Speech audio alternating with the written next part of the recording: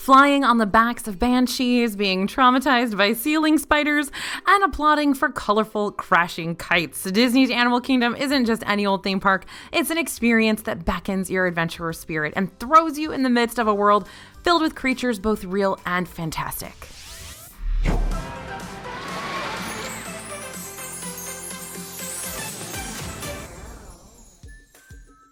Hey everybody, it's AJ for Disney Food Blog. I'm here to give you the ultimate guide to navigating Disney's Animal Kingdom in 2022.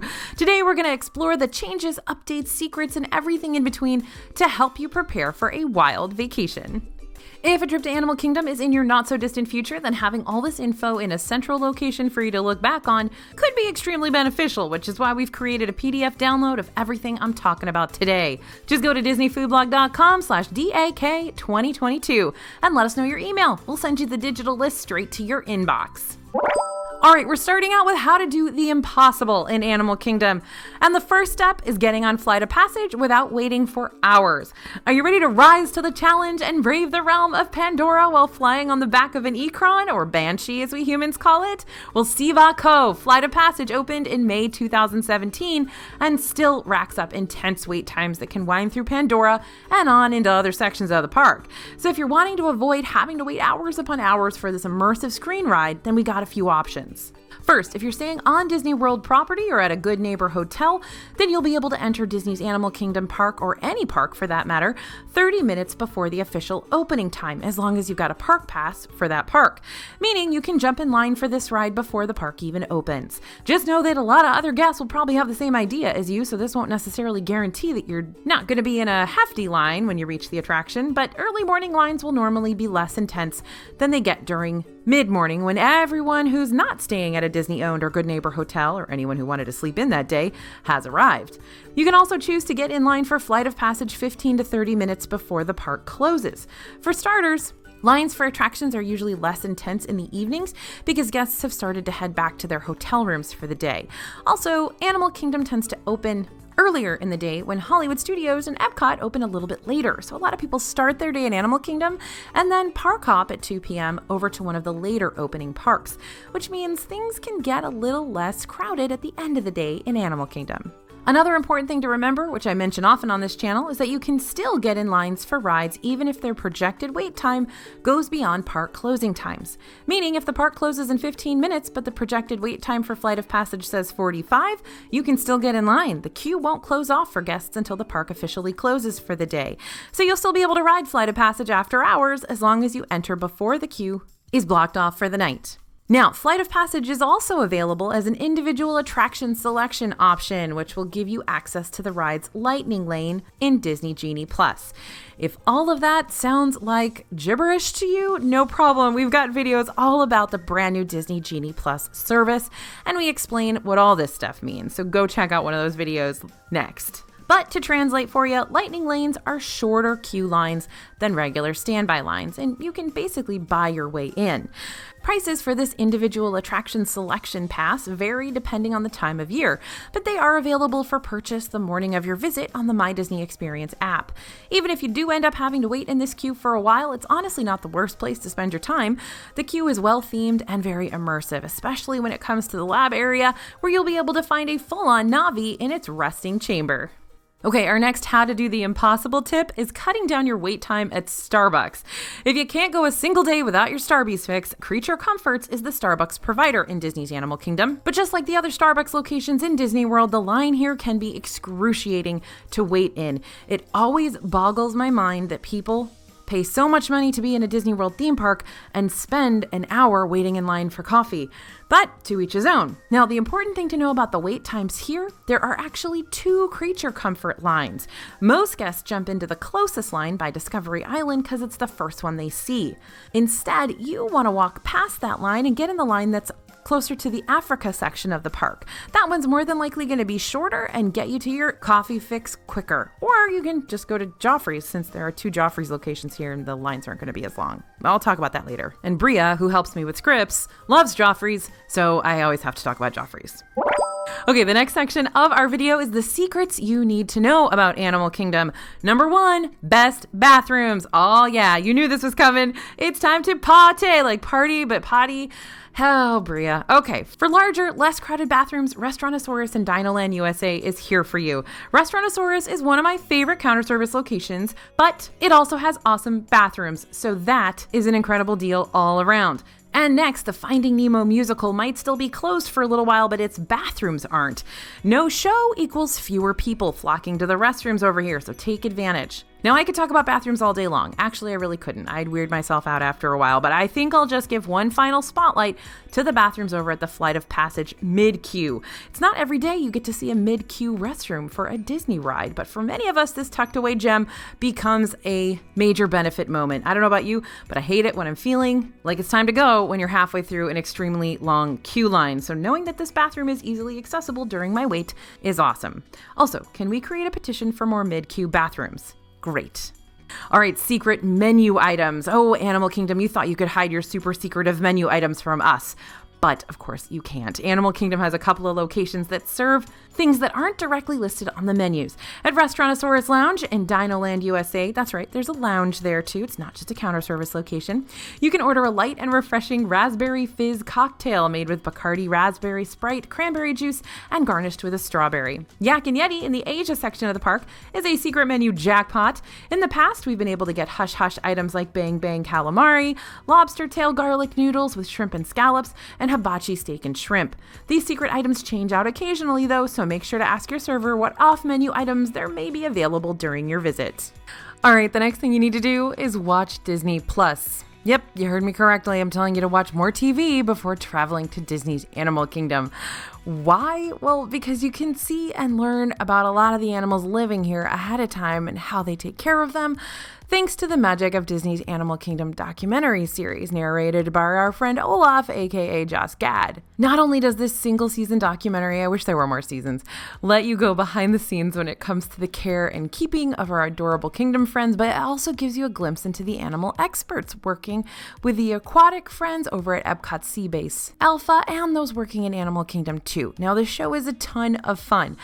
I could probably watch it on repeat if I didn't have actual work to do, but I definitely recommend watching this with your travel party and especially with your kids before your trip so that everybody can get hyped up for the adventure ahead. It's really, really fun when you go and see the gorillas on the exploration trail and you know that that's Gino there at the Animal Kingdom. That's the gorilla, the big silverback, guy in charge. It's just really cool. I don't know what to tell you. Next on our list of secrets you need to know in Animal Kingdom, quick breakfast time. If you're rope dropping Disney's Animal Kingdom, which I highly suggest if you'd like to get in line for Flight of Passage early or take a peaceful and private stroll around the park's walking trails, then you might be on the hunt for the best grab-and-go breakfast options. Yak and Yeti Local Foods Cafe has a solid variety of breakfast sandwiches and other quick breakfast snacks, but warning, it's a little further away from Flight of Passage. It's way back there in the back of the Asia section of the park. Tamu Tamu Refreshments over in the Africa section of the park also has a good selection of breakfast items like the colossal and very splittable Mickey Cinnamon Roll, the Birthday Blueberry Muffin, which celebrates Disney World's 50th anniversary by getting all decked out in colorful sprinkles. Your kids are going to love it. And the Honey Pistachio Croissant. They've also got a sausage, egg, and cheese biscuit for those looking for something a little less sweet, a little more savory, with a little more punch to it. Now, if you want a breakfast option closer to Flight of Passage, swing on by the Pongu Pongu counter service window in Pandora and pick up a Pongo Lumpia, which is a pineapple cream cheese spring roll. You know I love them. It's sweet and easy to eat in a jiffy, and you can also order the Night Blossom specialty drink here for a non-alcoholic, bobalicious, super fruity concoction, but note it's really, really sweet. Also on our list of super secret things you need to know about an Animal Kingdom, Divine. Some love her, some want to be her, and some have nightmares about her. I'm not sure where you fall in that mix, but whatever your case may be, you can't deny it. She's got style. Divine is one of the characters you can spot around Disney's Animal Kingdom. I want to say you can't miss her, but that's not necessarily true. In fact, that's her whole thing. Divine's appearance allows her to blend in with the surrounding greenery, but when you do see her, you're going to see a walking plant on 4 stilts, making her over 7 feet tall, or 15 feet if she decides to raise her stilts in the air. We've seen Divine lingering around the walkway connecting Africa and Asia, but more recently she tends to hang out by the entrance. Divine isn't always around, so keep your eyes peeled. Okay, we're up to our coming soon section of our Ultimate Guide to Animal Kingdom. Though Disney's Animal Kingdom isn't undergoing quite as many changes as compared to the other three parks, it still has its fair share of announcements, closures, and updates. Finding Nemo the Musical, for instance, gave its last performance in 2020, but in 2021, Disney announced that the show would be reimagined to Finding Nemo, the Big Blue and Beyond, with a projected reopening date for 2022. Many characters and songs will remain in the performance, but the way the story will be told is going to switch up a bit. Instead of acting out the events as they happen in real time, the story will now take place in the Marine Life Institute, featured in the Finding Dory movie, where our fishy friends will recount Nemo, Marlin, and Dory's wild journey in the Big Blue world and beyond. Animal Kingdom is also the destination for many vagabond seasonal treats. Sometimes treats pop up around the Animal Kingdom that only linger for a week or so before disappearing, like the Satuli Canteen's Christmassy peppermint cream cheese mousse that was only available last year during Christmas week. Sometimes snacks come and go from our lives in Animal Kingdom without saying goodbye, like the Scar cupcake with marshmallow frosting and filling, and sometimes exclusive treats linger a while for the extensive celebrations like the 50th anniversary offerings. You can check out my favorite Animal Kingdom 50th anniversary snacks on my 50 new snacks you'll want in Disney World video, so make sure to check that out next. If you see a little temporary sign on the counter of the quick service location you're ordering from, that's probably advertising a limited time treat, so consider trying it out. Who knows if you'll have the chance to do so again. But that being said, don't order something just on a whim because it's a limited release item. Make sure you're vibing with all the flavors listed and check out the DFB review of it beforehand on our website. We review every single eat and treat that comes to the parks. No joke, we do. And we'll be happy to let you know our initial reactions to the treats, who would enjoy or not enjoy those, and if the snack we're trying is worth the cost. Speaking of food, our next section is all about eating, and it's titled Eating Like a Lion King because Bria is very, very classy like that. All right, favorite restaurants. Don't believe for a second that Epcot is the only park where you can taste around the world. Disney's Animal Kingdom has some of the best eats on Disney property, with dishes inspired by places like Africa, Asia, and Pandora. But let's start off on a rather pricey note here. If you're looking for signature dining, Tiffin's could be your place. Tiffin's is over there right near the entrance to Pandora, and it celebrates travel and exploration through displays and artsy decor featured around the restaurant's three main dining rooms, the Grand Gallery, the Safari Gallery, and the Trek Gallery. This is the place that bread lovers are going to adore for two reasons. One, complimentary pomegranate focaccia bread, and two, the signature bread service, which includes naan and lavash, as well as harissa yogurt, lime chutney, and black-eyed pea hummus toppings. But aside from the bread, Tiffin's also offers dishes like tender tamarind braised short rib and the shrimp and grits with added applewood bacon. And this is great for those looking for a more intimate dining setting, but not so great for those looking to save some moolah on their food. Tiffin's is a signature restaurant, which means expensive. Close to Tiffin's, you're going to find Nomad Lounge, which is one of the best locations on property for a specialty cocktail and to eat, honestly. And if you want to know a secret, you can get some of the options from Tiffin's at Nomad Lounge too. So if you're wanting Tiffin's signature bread service, for example, but you don't necessarily want to eat a full meal at Tiffin's because, expensive, then you can order it as a small plate at Nomad Lounge instead. This lounge is extremely popular with guests, meaning as soon as it opens around 11 a.m., it fills up fast. What makes things a little more stressful is that this lounge doesn't take advanced dining reservations. What they do have is a mobile dine walk-up waitlist that you can join as soon as the lounge opens for the day. Join this waitlist by scanning the QR code located at the front of Nomad Lounge. But the walk-up waitlist usually fills up real quickly. What can I say? People love it here. So if you're wanting to join this waitlist, it's best to linger around the QR code sign starting around 10:30 a.m. so you can be one of the first to get your name on the list when it opens at 11. Yep, I'm 100% rope dropping a bar. Now, if you don't want to deal with the pressure of joining a walk-up waitlist, but you're starting to get pretty parched, well, Royal Anandapur Tea Company is a uniquely themed Joffrey's location with specialty tea offerings from around the world. Bria loves the iced green blackberry jasmine tea, slightly sweetened. I love the chai. There's another Joffrey's location at the front of the park too, right before you enter, which serves up your standard Joffrey's offerings like chai, cappuccino, and peach tea. Personally, I like hitting up the Joffrey's locations for my caffeine fix rather than the Disney-fied Starbucks locations just because of those creature comforts lines. they just get too long for me. Now, if you want a table service restaurant, but not necessarily on the signature level, Yak and Yeti is located in the Asia section of the park, and I'm always highly recommending this to anyone within earshot. First off, let's talk atmosphere. When you dine here, you're going to be surrounded by hundreds of different artifacts straight from the Asian continent. So while you're waiting for your food to arrive, you can walk around the restaurant, take in all the different decor. I absolutely love all the different light fixtures in here. It's really cool. We actually wrote a blog post about it once. And then there's the food, which combines Chinese, Japanese, Thai, and Indian flavors to produce really, really interesting and varied dishes. Malaysian seafood curry, duck with plum barbecue sauce, soy herb glazed ribeye. There's lots of options for both adventurous and picky eaters, so you definitely want to try this out. I love bringing my family here because everybody finds something that they like. And if you're still looking for unique dining, but you want to save a buck or two in the process, then Satu'li Canteen may be your go-to place. For some members on the DFP team, this Pandora location isn't just a good quick service at Disney, it's one of the best quick services at Disney. You know how Chipotle lets you customize your own bowls? That's what's going on here. You'll get to choose your base, choose your protein, and choose your topping, giving you the freedom to be as adventurous or as tame as you'd like to be with your meal. That makes a great option for picky and not so picky eaters alike. We're also Team Cheeseburger Pods over here. You can order 2 cheeseburger pods off the main menu, and they'll come with a side of chips and slaw. Important note, that slaw comes with everything on the Satu'li Canteen menu and features bursting boba. Some people like the burst flavor of these bobas, but they may be a bit off-putting for others. It's kind of a vinaigrette going on in there. So if a sweet and slightly tart addition to your meal isn't what you're wanting, then you can request they be taken off. If you're just wanting 1 cheeseburger pod as a quick snack and you're looking to shave down the price a bit, you can order a single order off the kids menu. No one will question if you're said kid who's placing the order. This quick service can get really busy around lunchtime though, so try hitting up this place a little earlier or a little later than prime lunching hours. It's also a good idea to mobile order your meal ahead of time so you can have a return time frame already set up for you. Sometimes during Disney's busier seasons, mobile ordering from the more popular quick services right when you're hungry isn't super beneficial because the earliest return time to pick up your meal could end up being hours later.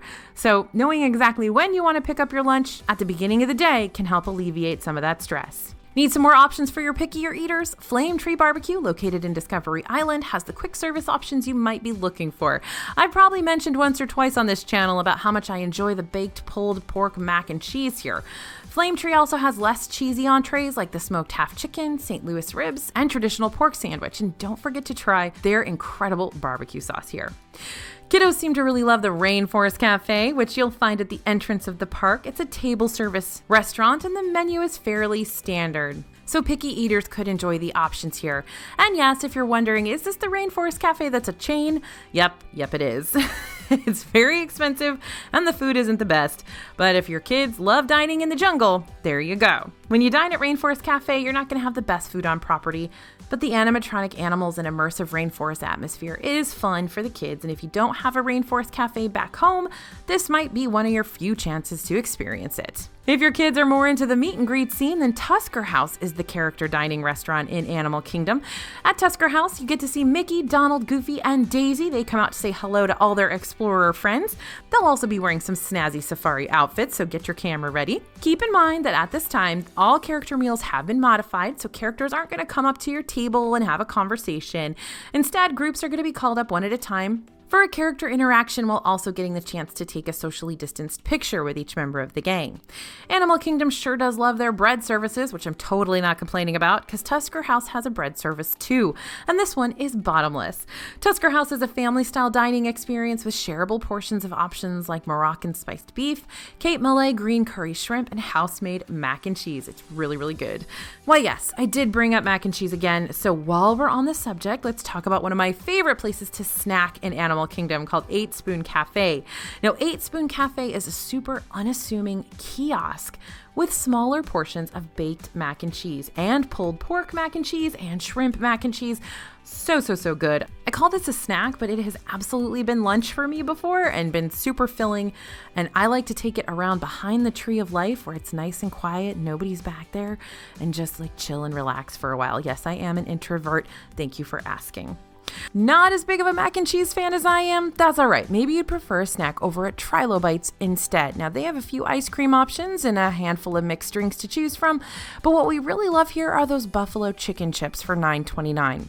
These are made with house-made chips, buffalo chicken, arugula, crunchy diced celery, so you can get all kinds of vegetables, diced tomatoes, and both crumbled blue cheese and blue cheese dressing. Whoops, guess there's still some cheese in there. My bad. All right, let's wrap things up in this section like we wrap up all satisfying meals with dessert. Zuri's Sweet Shop is Animal Kingdom's confectionery location, serving classic house-made treats with animal-inspired makeovers. They've also got unique candies that change up regularly, so swing by to see what they've got during your visit.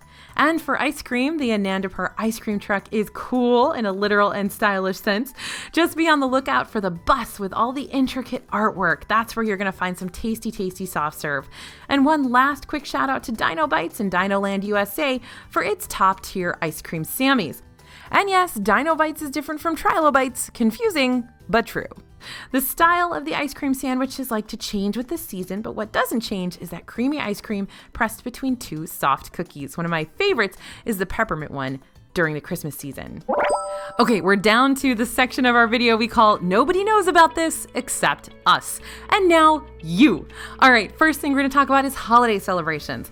Celebrating the holidays at Disney's Animal Kingdom is a lot more low-key than it is at the other parks, but that doesn't mean Animal Kingdom doesn't sprinkle in its festive side. It's really fun and super chill, no pun intended.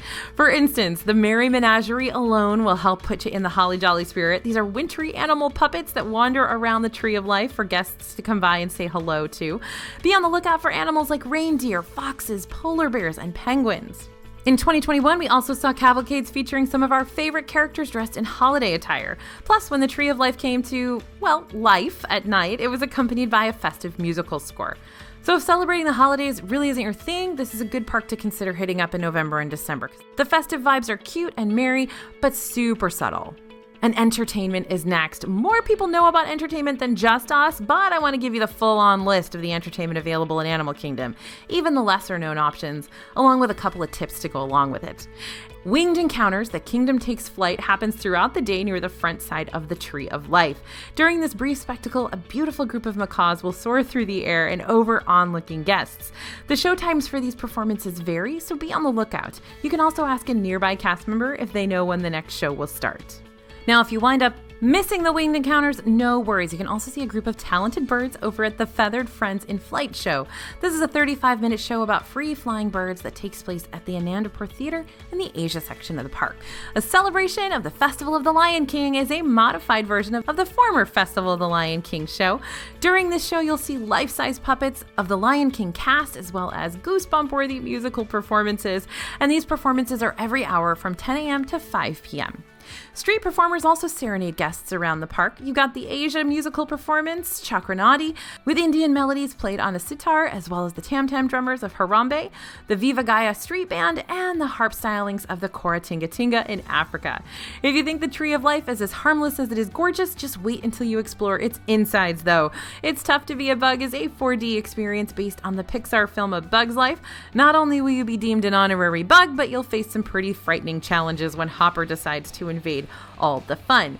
But be aware that this show can be scary for young and older audience members alike, especially if you're squeamish when it comes to spiders and creepy crawlies skittering across your seat. Remember, this is a 4D experience and you feel things. This show runs all day long and is the reason I need therapy. Now, one of the lesser known experiences in the park isn't exactly a show per se, it's more of a guided drawing tutorial that's located at Rafiki's Planet Watch. The animation experience at Conservation Station is a 25-minute class that's going to teach you how to sketch a Disney animated animal. Bria is noting here that she has drawn characters like Bruce the shark from Finding Nemo and Copper the dog from Fox and Hound.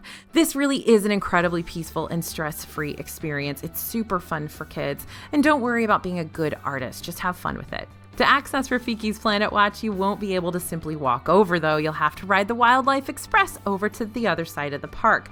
This train goes continuously back and forth all day long, and it's a super fun one to ride. And the animation class happens a few times throughout the day, so check on when they're happening during your visit on the My Disney Experience app. And let's not forget those cavalcade boats along the canals. If you're walking over the water, you might just catch a boat that's carrying some of your favorite characters like Mickey and Minnie, Pocahontas and Meeko, Chip and Dale in their dinosaur costumes, and even a few others. These cavalcades appear throughout the day often, so you're more than likely to catch one on your way across one of the Animal Kingdom bridges. Just keep your eyes peeled. And when Disney's 50th anniversary kicked off on October 1st, 2021, the parks were ready to celebrate, and that included Disney's Animal Kingdom. What's one of the best things to come out of the 50th anniversary? Friends, let me introduce you to the one, the only Disney Kite Tales. Disney Kite Tales is performed on the Discovery River Lagoon, which is sandwiched between Expedition Everest and Discovery Island. The title gives away what the show's about. Here you're going to see a colorful array of kites flown over the lagoon, along with a vibrant wind catcher performance along the front of the amphitheater. There are two different performances you can catch throughout the day. One is centered around the Lion King characters and music, and the other features our Jungle Book crew. The two different shows take turns, so if you watch one and want to watch the other later on, just swing back to the amphitheater for the next performance, and you'll have an entirely new experience. Each performance is 10 minutes long, so kiddos who tend to get easily distracted when it comes to longer shows could really enjoy this fun show snippet. Shows happen hourly between 11:15 and 5:15. Now, I must say this show gained a lot of traction when it first opened because kites can be unpredictable, and guests were a little thrown at first by the giant kites and their crash landings on the empty bleachers at the end of each performance. But this crash landing is supposed to happen. You see, kites and water, they don't mesh, so having these character kites land on the nearby bleachers keeps these guys safe and ready to perform again later in the day. That being said, it's still kind of funny to watch. I mean, look at them, it never gets old. And if you become Kite Tales #1 fan, like we are, you can go all out and grab a Kite Tales sundae over at the Anandapur ice cream truck. This sundae is made with strawberry and lemon flavored soft serve swirled together and topped with a white chocolate medallion for $5.99. But Kite Tales isn't the only new show in Animal Kingdom. Thanks to the 50th anniversary, at night you can experience Animal Kingdom's very own Beacon of Magic. The Beacons of Magic are light projections that bring all four of the main park icons to life each night. When it comes to the Tree of Life, you'll get to see warm, vibrant lights and whimsical fireflies surrounding this icon in a celebration of nature and discovery. Doesn't that sound nice? And while you're waiting for the Beacon of Magic to dazzle your night, check out the 50th anniversary golden statues, which celebrate important animal characters in Disney storytelling. Near the Tree of Life, you can find Bambi and Thumper, Simba, Timon and Pumbaa, and Nemo and Dory. Okay, we've gotten to one of my favorite parts of this video, the walking trails. I know it sounds weird, but it's one of my favorite parts of Animal Kingdom. Again, I said I'm an introvert, right? If you're someone who enjoys the Disney vibes, but you're not too keen on fighting massive crowds all day long, then you need to acquaint yourself with the tranquil trails in Animal Kingdom. There are 3 main trails in this park. The first is the Discovery Island Trail, which wraps around the Tree of Life. That's where I go to eat my mac and cheese. And it allows you to get an up-and-close personal view of all the detailed carvings in the trunk and the vines of the giant tree. This is really peaceful, especially if you want to take things leisurely in the morning. Next, Gorilla Falls Exploration Trail is close to Kilimanjaro Safaris in the Africa section of the park. And if you walk along this little path, you'll get to see animals like hippos, birds, and gorillas. It'd be kind of weird to have Gorilla Falls Trail minus the gorillas, right? The third trail is the Maharaja Jungle Trek in Asia, which features not only beautiful pathways, but also animals like tigers, tapirs, bats, and birds. These trails can take around 25 to 30 minutes to check out thoroughly, so if you're venturing them with a kiddo, you might want to get them all set up for the interactive experience Wilderness Explorers beforehand. Sound familiar? Well, it should. That's what Russell from Pixar's Up was part of, and I hear that kid can help you cross the street. Pretty impressive. Wilderness Explorers get to take part in fun adventures and collect over 25 badges as they take on a series of challenges and activities while wandering and learning about the great outdoors. Now, if you or your kids want to be part of the Wilderness Explorers, it is free to join. Just grab a Wilderness Explorer handbook from the headquarters, which is located between the Oasis and Discovery Island, kind of on that little bridge on the way to the Tree of Life from the entrance of the park. Okay, you grab the booklet, now what? Time to find a wilderness troop leader. Finding troop leaders is easy. They're the ones with the orange ascots and an extensive collection of badges to spare. And when you find one, just let them know you're trying to earn a wilderness badge and they will be happy to help. Okay, want to do something really unique in Disney's Animal Kingdom? Then why not try one of the behind the scenes tours? These are finally back in the park. Very, very cool. Currently, you can make a reservation for 4 different tours. Caring for Giants is a 60-minute tour that lets you take an up-close look at the Animal Kingdom elephants while also learning more about their history and care and upkeep. But no, you can't ride them. And you can also embark on Wild Africa Trek. This tour will take you across an extensive swinging bridge next to a gathering of lounging crocodiles. Fun.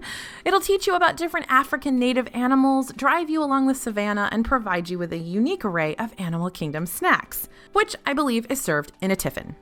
Up close with rhinos is pretty self-explanatory. If you like rhinos and want to learn more about their behavior and outside hardships, then Animal Kingdom's got you covered. And here you also can't ride them, but you can pet them, which is cool. And last but not least, we've got Savor the Savannah, which is a private safari followed immediately with food and drinks over at the Harambe Wildlife Reserve. All tours can be made in advance on the Disney World website or My Disney Experience app. Now we've arrived at the basics section of our guide to Animal Kingdom. This is all the stuff you need to know to get to Animal Kingdom and avoid the hassle. So, for the other 3 theme parks, you've got numerous Disney-provided transportation options at your disposal, like buses, Skyliner, monorail, boats. But for Animal Kingdom, there are only 2 ways to get here: car or bus. No boat, no Skyliner, no monorail. Everyone's got a pretty equal playing field here. But the good news, despite buses being the only mode of complimentary transportation, the lines usually don't get terribly crowded for this park. I'd still recommend getting to your resort's bus stop earlier, though. Many other resorts, besides a select few like Coronado Springs, Animal Kingdom Lodge, and All-Star Resorts, are much further away from this park than they are from the other parks. So you'll want to consider travel time if you're planning on hitting up Animal Kingdom for rope drop. Like, for example, if you're coming to Animal Kingdom from the Grand Floridian Resort, it could take you 30 minutes to get there. Animal Kingdom's hours of operation as of lately are 9 a.m. to 7 p.m., and at this time there are no extended evening hours available for those staying at a deluxe hotel. The extended evening hours are only currently happening at Magic Kingdom and Epcot, with Hollywood Studios being added in April. Okay, it's time to talk rides. Can you believe we've done this much of this video? We haven't really talked about too many rides? Well, I've talked a bunch about the most popular ride in this park, Flight of Passage, but there's more than just banshee flying in these here parts. The rides at Animal Kingdom are charming, if not somewhat frightening, and there's not a bunch of them, especially right now. Currently, the park's high-speed coaster, Expedition Everest Legend of the Forbidden Mountain, will be closed until mid-April as it undergoes major renovations. At least that's what Disney says is happening. I personally believe the Yeti's hibernating, and we respect that. Usually, Expedition Everest is an attraction that you can make an IAS, Individual Attraction Selection. Remember, Disney Genie Plus? Okay. Reservation for to access its Lightning Lane queue, but I gotta be honest with you, it's not really worth the extra cost. Don't get me wrong, I love this coaster, but the lines for this one are usually 20 to 30 minutes long unless you're going during really peak seasons like spring break. There's also a single rider line available at this one that you can use for free. This is a sneaky way to bypass the main queue and enter what's normally a much shorter queue. The catch, you'll be placed with a random person to even out those odd-numbered groups in the main line. So if you don't mind breaking up your travel party and riding with a new stranger friend in exchange for a shorter line, then it may be worth trying out. Otherwise, that main queue line, really not that scary. The other coaster of this park, Primeval Whirl, was recently demoed and replaced with seating. Guests were torn about this. Some, like myself, loved this ride, and some claimed this Wild Mouse coaster gave them whiplash. Either way, it's no longer available in Dinoland USA, and my friend Molly at All Ears and I are very, very sad about it. But enough with the closures. Let's talk about what you can experience right now. In Dinoland USA, you can ride the intense dark ride adventure Dinosaur and the not-so-intense Dumbo ripoff Triceratops Spin. If you need to cool down while you're in Asia, you can get in line for the Kali River Rapids water raft ride, though I wouldn't recommend waiting for this one during the heat of the day. That queue line can get scorching in lots of ways. Africa has the beloved Kilimanjaro Safari, which is like a drive-through zoo.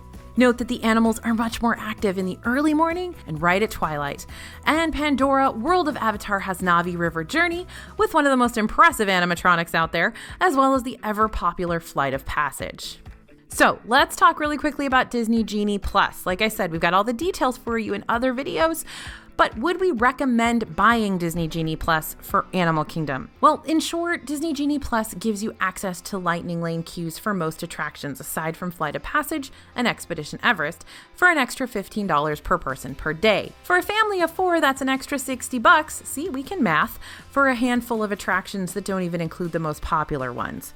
So in my opinion, I'd probably skip Disney Genie Plus at Animal Kingdom. Even if the wait time for one of these rides is higher than usual, you'll still more than likely get through everything you want to experience by mid-afternoon just using the main queues.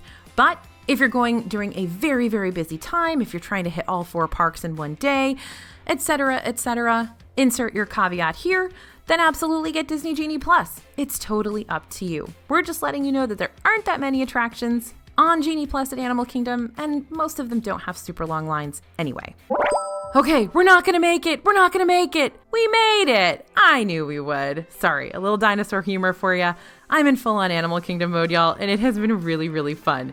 Quick reminder, if you'd like the full list of what we talked about here today, head over to disneyfoodblog.com/DAK2022 for all the Disney Animal Kingdom details. We'll also sign you up for our free newsletter where you can get all the updates, all the news, and silly little messages from me a lot of the time. And that's completely free as well. Okay, do you feel ready to handle Animal Kingdom? Know where all the best bathrooms are? Great. Thanks for listening, everyone. Thanks for watching. As always, this is AJ for Disney Food Blog, and we'll see you real soon.